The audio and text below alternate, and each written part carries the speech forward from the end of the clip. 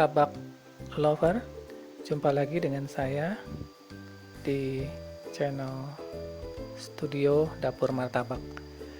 Pada kesempatan ini saya akan mencoba menjelaskan penggunaan bahan pengembang dalam pembuatan adonan martabak kita, di mana banyak dikenal bahan pengembang. Umumnya 3 bahan ini, yaitu bahan pengembang dalam bentuk kimia. 1. Soda kue. 2. Baking powder. Dua-duanya ini pengembang kimia. Dan yang berikutnya adalah ragi instan. Saya menggunakan merek Fermipan. Ini adalah pengembang alami dari hasil fermentasi ragi yang kita kenal, yaitu dari spesies ragi Saccharomyces. Baik, saya akan mencoba menjelaskan satu persatu kapan kita menggunakan soda kue atau yang boleh dikenal juga dengan baking soda, dan kapan kita menggunakan baking powder, dan kapan kita menggunakan Fermipan atau ragi instan. Tapi sebelum saya menjelaskan cara penggunaannya, saya ingin menjelaskan dulu satu persatu dari bahan pengembang ini dari sisi bahan kandungan pengembang itu sendiri. Karena tiap bahan pengembang itu mempunyai bahan pembentuk yang berbeda-beda. Baik, pertama kita akan bahas adalah soda kue. Soda kue ini adalah bahan pengembang kimia yang mempunyai komposisi tunggal, yaitu memiliki kandungan berupa sodium bikarbonat atau banyak dikenal juga dengan natrium bikarbonat. Sifat dari pengembang ini adalah alkalis. Apa itu alkalis? Alkalis adalah sebuah sebutan untuk sediaan atau bahan yang bersifat pH tinggi. Kedua adalah soda kue, baking powder. Baking powder ini sebenarnya merupakan komposisi campuran dari berbagai pengembang, yang salah satunya berisi soda kue tadi, cuman ditambah 2 bahan aditif lainnya yang memperkuat kerja soda kue, yaitu SAS atau kita kenal dengan sodium aluminium sulfat, dan bahan lainnya adalah monokalsium fosfat atau kita singkat dengan MCP. Baik, untuk yang berikutnya adalah Fermipan atau ragi instan. Ini adalah pengembang alami di mana hasil pengembangan dari ragi yang dikeringkan. Ya, ada berbagai jenis sih ragi, ada ragi basah, ada ragi kering. Nah, khusus untuk Fermipan ini adalah ragi kering yang bersifat instan, yaitu hasil dari pengambilan ragi bahan jamur yang dikenal dengan Saccharomyces.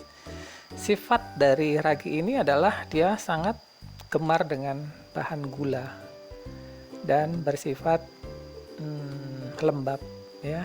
Jadi membutuhkan bahan lembab. Makanya pada saat kita menggunakan, kita butuh media air untuk mencairkan atau mengaktifkannya. Dan biasanya ditambah gula pasir untuk ikut menyempurnakan kerjanya ragi ini. Nah, ragi instan ini dia memiliki sifat yang bisa bekerja aktif dengan bahan campuran air, tapi ingat tidak boleh lebih dari suhu 40 derajat. Nah, saya contohkan di sini, saya juga menggunakan ragi untuk beberapa bahan adonan saya. Nah, bila tersisa atau tidak kita pakai semua, kita bisa menyiasatinya dengan menyimpan dan digulung dengan rapat, lalu dikareti. Kemudian kita simpan lagi dalam wadah tertutup dan kita masukkan ke dalam lemari es, bisa di lemari es yang di bawah atau di freezer. Kenapa? Karena sifat ragi kalau di udara kering dia tidak aktif. Atau bisa juga disiasati dengan cara merepacking. Jadi kalau kalian punya alat sealer plastik, bisa dipanaskan ulang. Nah, itu akan membuat ragi sisa ini bisa kita gunakan pada kesempatan lain ketika kita ingin membuat adonan kue lainnya. Nah, tadi saya katakan sifat ragi ini lembab, jadi dia butuh air, butuh pengenceran, atau dalam bahasa umumnya butuh diaktifkan terlebih dahulu. Dia akan bekerja optimal di suhu optimal 40 derajat ya, antara 30 sampai 40 derajat. Jangan lebih, kalau lebih itu dia akan mati raginya. Dan untuk lebih mengaktifkan lagi, kita campurkan gula, karena sifat ragi ini dia lapar akan gula, karena bahan raginya aja disebut spesies Saccharomyces. Saccaro dalam bahasa latinnya saccharin, artinya gula. Lapar dengan gula. Baik, untuk teman-teman, tahapan berikutnya saya akan mencoba menjelaskan kapan kita menggunakan masing-masing pengembang ini. Tadi kita sudah bahas tentang komposisinya ya. Sekarang saya akan bahas tentang kapan waktu penggunaannya atau indikasinya. Kapan sih kita menggunakan soda kue, kapan sih kita menggunakan baking powder, dan kapan sih kita menggunakan ragi instan. Ya, simak penjelasan saya, semoga memberikan informasi yang nantinya bisa digunakan untuk kalian dalam hal membuat berbagai adonan kue. Baik teman-teman, saya akan membahas satu persatu dari masing-masing bahan pengembang ini, baik itu soda kue, baking powder, dan vermipan. Oke, untuk soda kue ini mengandung satu bahan aktif. Tadi sudah saya sampaikan di depan, mengandung natrium bikarbonat atau sodium bikarbonat. Sifatnya alkalis, yaitu mempunyai pH tinggi antara 8, bahkan kalau yang produk bagus itu bisa sampai 9. Di mana sifat alkalis ini bila bertemu dengan lawannya asam akan bereaksi melepaskan karbon yang disebut dengan proses karbonasi. Sama halnya juga dengan baking powder ini. Baking powder juga mengandung soda kue dalam takaran yang lebih sedikit, namun kinerjanya akan meningkat dengan dua bahan aktif lainnya, yaitu SAS atau sodium aluminium sulfat dan monokalsium fosfat, di mana dua bahan terakhir itu bersifat asam. Ketika bercampur dengan air maka sifat asamnya muncul, dan ketika ketemu dengan soda kue maka akan terbentuklah proses karbonasi, yaitu pelepasan gas karbon, sehingga adonan kita akan mengembang dengan sempurna. Hanya perlu dipahami betul kedua bahan pengembang ini, karena memang bahan kimia harus hati-hati, tidak boleh berlebihan, tidak boleh sembarangan, harus betul-betul dicermati takarannya, dosisnya. Biasanya para pemberi tutorial menggunakan takaran 1/4 sendok teh, setengah sendok teh, atau 1 sendok teh, atau setengah sendok makan, macam-macam.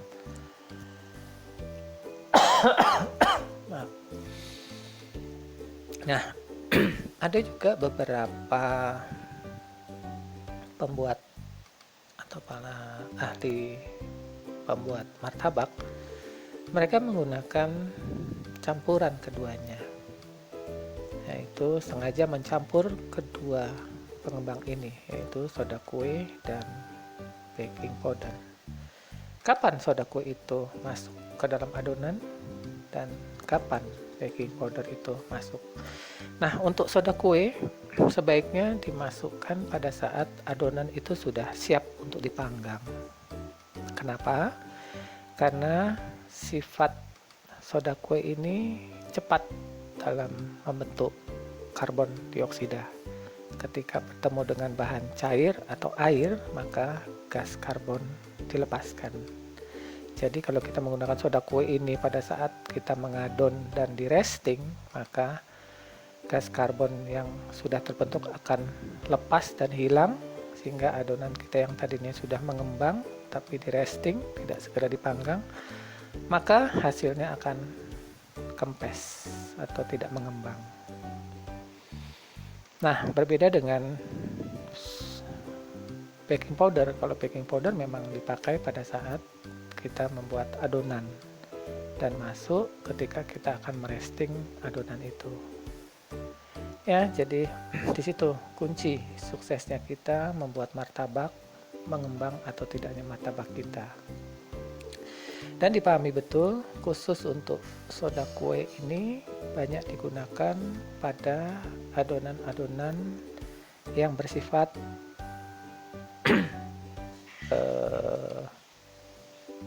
non-netral. Artinya adonan itu mengandung margarin, mengandung pasta, mengandung produk susu, maka soda kue akan bekerja optimal ketika bercampur bahan-bahan itu, karena sifat margarin, susu, pasta adalah asam. Nah, ketika bertemu dengan soda yang bersifat alkalis, maka akan cepat melepaskan karbon, sehingga adonan kita mengembang. Berbeda dengan baking powder memang sudah ada asam di dalam, tapi dalam bentuk pasif karena dalam bentuk kering. Sehingga ketika kita menggunakan baking powder dalam adonan kita dan adonan itu kita beri air, maka baking powder ini akan bekerja secara optimal untuk melepaskan karbon atau kita sebut dengan proses karbonasi. Nah, cuman perlu diingat bahwa proses ini juga membutuhkan waktu, di mana air harus mengurai SAS dan MCP. Makanya baking powder ini dipakai dikala kita mau meresting adonan atau proofing adonan. Contoh pada martabak, kita tahu adonan yang baik harus di resting dulu minimal setengah sampai 1 jam, lebih boleh. Atau contohnya kita membuat donat, ya, itu juga harus di resting sekitar 1 jam. Tujuannya untuk memberi kesempatan baking powder ini untuk bekerja, ya. Salah satunya 2 bahan aktif yang asam tadi, yang ketika bercampur dengan adonan yang mengandung air atau bahan air, maka dia akan melepaskan sifat asamnya dan bercampur dengan soda yang ada, maka adonan kita akan mengembang dengan sempurna. Ada beberapa situasi di mana kita membutuhkan kerja optimal kedua pengembang ini. Boleh kita mencampurnya selama kita paham betul waktu yang tepat, ya. Saya ulangi, untuk baking powder waktu yang tepat adalah pada saat kita ingin meresting, dan soda kue waktu yang tepat kita masukkan saat kita akan memanggang. Tapi perlu dipahami lagi sifat keduanya. Khusus untuk soda kue ini, karena dia mengandung natrium bikarbonat, maka bila digunakan secara berlebihan, adonan kita akan berasa getir. Dan untuk baking powder, karena dia mengandung soda kue dan 2 bahan aktif lainnya yang mengandung asam sulfat, ya, dan fosfat, yang bila berlebihan akan memberikan sensasi rasa pahit. Dan ketika kita panaskan kedua bahan tadi, fosfat dan sulfat, akan menimbulkan citra gelap. Makanya hati-hati kalau menggunakan baking powder, jangan berlebihan, karena akan menyebabkan tampilan adonan atau kue yang kita masak, baik itu dipanggang atau di oven atau bahkan mungkin dikukus, akan memberikan citra gelap. Maka banyak yang bertanya pada saya, "Pak, saya sudah membuat adonan martabak dengan langkah-langkah yang sudah disampaikan, dan saya juga sudah mengatur api. Kok begitu jadi martabak saya kulitnya hitam?" Nah, ini salah satu penyebabnya. Nah, artinya pemberian bahan pengembang berupa baik itu soda kue atau baking powder secara berlebihan, tidak sesuai dosis atau takaran anjuran. Maka saran saya,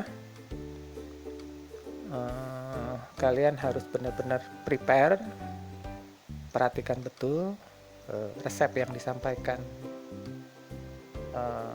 sang tutor, ikuti langkah-langkahnya, jangan mengambil inisiatif sendiri. Biasanya suka ada pemikiran, saya lebihkan agar lebih mengembang. Akhirnya kita berujung kekecewaan. Nah, saya kira itu teman-teman untuk penjelasan tentang penggunaan dua bahan ini, baik itu soda kue atau baking powder. Semoga ini memberikan informasi yang cukup jelas, ya. Ya, ada hal yang perlu saya tambahkan lagi mengenai penggunaan bahan pengembang ini. Ada yang bertanya pada saya, kapan Pak kita menggunakan baking powder atau soda kue atau vermipan? Ya, itu kembali semua kepada selera masing-masing. Kalian boleh pakai soda kue saja, boleh pakai baking powder saja, atau mau bereksperimen seperti yang tadi saya sampaikan di awal, menggabungkan keduanya agar mendapatkan efek pengembangan yang optimal antara soda kue dan baking powder. Bebas, jadi sesuai selera saja, asal kalian benar-benar mengikuti petunjuk dari para tutor, baik dalam hal jumlahnya atau dosis takarannya, dan kapan saat memasukkan kedua pengembang itu. Atau boleh juga menggunakan vermipan. Cuman perlu disadari, vermipan ini biasanya sebenarnya digunakan untuk pembuatan roti, ya, lebih unggul untuk roti. Tapi bisa juga untuk martabak. Cuman dipahami betul penggunaannya vermipan ini karena dari ragi, jadi butuh diaktifkan dengan cara kita campur dengan air hangat 30-40 derajat, biarkan 10-15 menit, dan agar hasilnya optimal boleh Anda campurkan gula dan kita biarkan sampai dia membentuk buih. Baru setelah itu kita masukkan ke dalam adonan martabak kita campur, dan adonan siap kita panggang. Cuman dipahami betul berbeda karakter, ya, untuk ragi ini. Jangan kaget ketika Anda menggunakan ragi untuk martabak Anda, justru pada saat kita coba, kok hasilnya beda, ya, saat kita menggunakan pengembang kimia, baik soda kue ataupun baking powder. Untuk vermipan mengembang bagus secara visual, penampakan, tapi kok rasanya jadi mirip ke arah apem. Kenapa? Karena itu tadi sifat vermipan yang lembab, dan dia juga membentuk gas karbon dioksidanya. Cuman karena efek pembentukannya melalui proses fermentasi, ya, maka karbonasi yang terbentuk pun bersifat lembab, berbeda dengan soda kue dan baking powder. Jadi kembali kepada kalian, bebas sesuai selera, Apakah kalian mau menggunakan baking powder secara tunggal atau soda kue secara tunggal atau menggabungnya mix pada adonan martabak kalian, atau hanya Anda gunakan vermipan sebagai pengembang tunggal.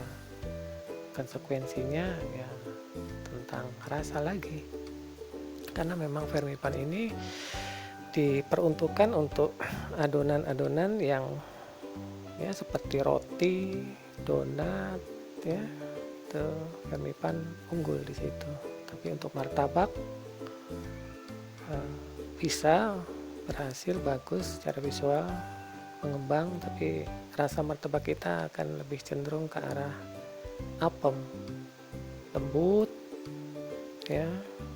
Padahal yang kita tahu, kita pahami, martabak itu tekstur dagingnya harus kokoh, berserat, bersarang, ya. Pada saat kita gigit ada sensasi khas martabak, bukan khas apem, ya. Makanya vermipan itu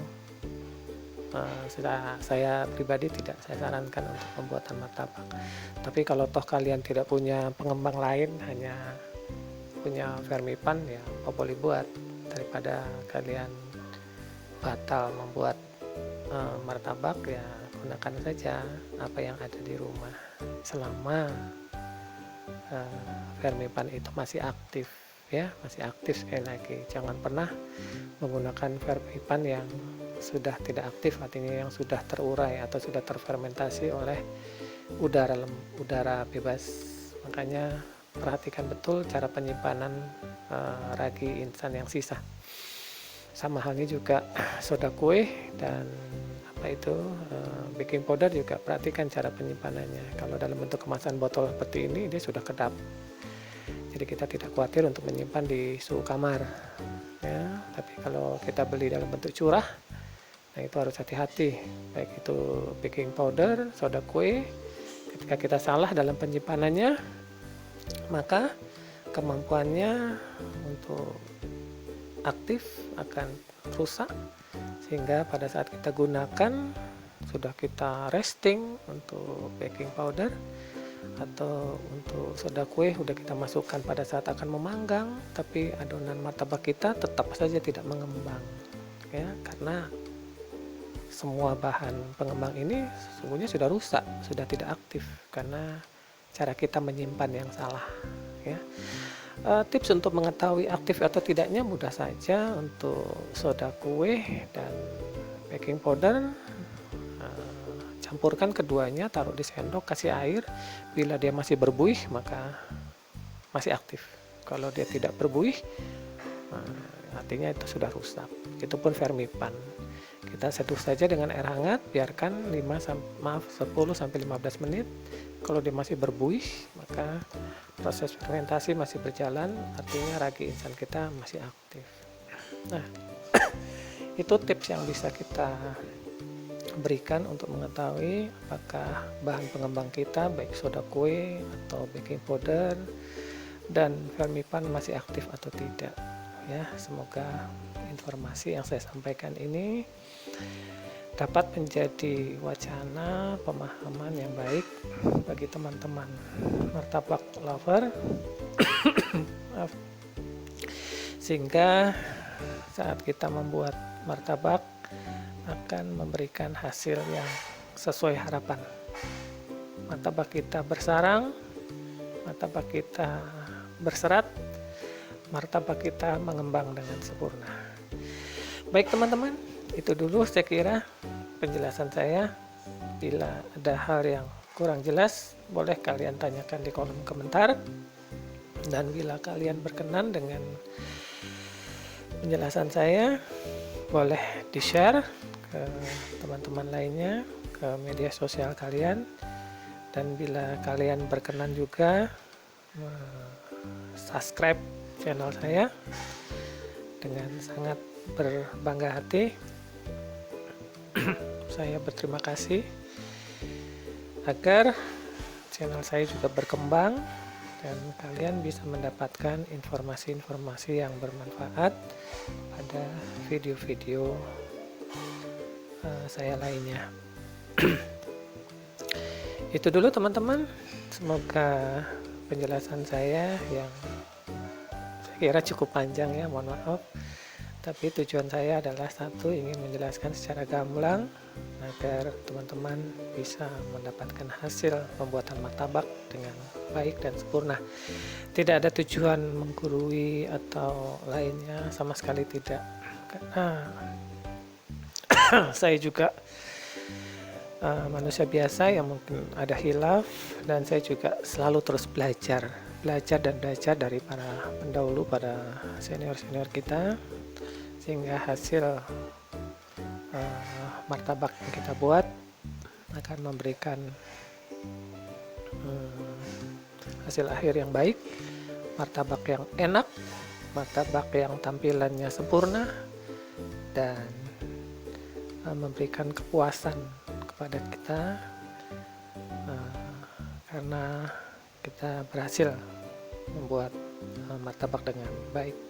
Syukur-syukur kalau kalian punya ide untuk berjualan, sehingga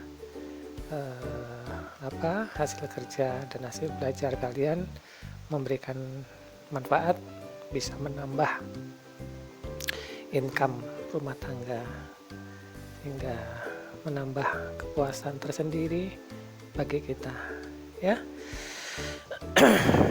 Terima kasih atas dukungan kalian dan sudah menyimak penjelasan saya tentang penggunaan masing-masing pengembang ini. Oh ya teman-teman, sebelum saya lupa, untuk Fermipan, maaf tadi saya menyebut merek, nggak ada tujuan, saya bukan endorse ya. Jadi untuk ragi boleh kalian pakai merek apapun, begitupun untuk baking powder kalian boleh pakai merek apapun, begitupun soda kue boleh pakai merek apapun. Jadi saya tidak bermaksud untuk menyebut merek yang nanti disangka saya ambasador dari merek-merek ini. Sekali lagi, banyak merek di pasaran sana yang bagus dan juga harga terjangkau, yang juga kualitasnya tidak kalah dengan merek-merek yang sudah punya nama.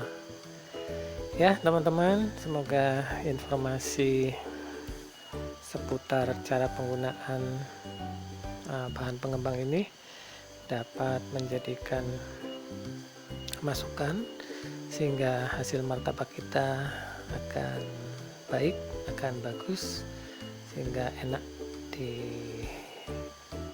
disajikan untuk keluarga kita, atau kalau kita berniat berjualan juga akan bagus tampilannya, rasanya, cita rasanya maksud saya, untuk semua para pelanggan. Nah ini kebetulan ada anak saya ini, si ganteng saya ini, namanya Muhammad Bagus Amar. Dia selalu banyak ingin tahu, baru 1,5 tahun. Baik teman-teman, sampai jumpa pada video saya berikutnya. Salam martabak lover.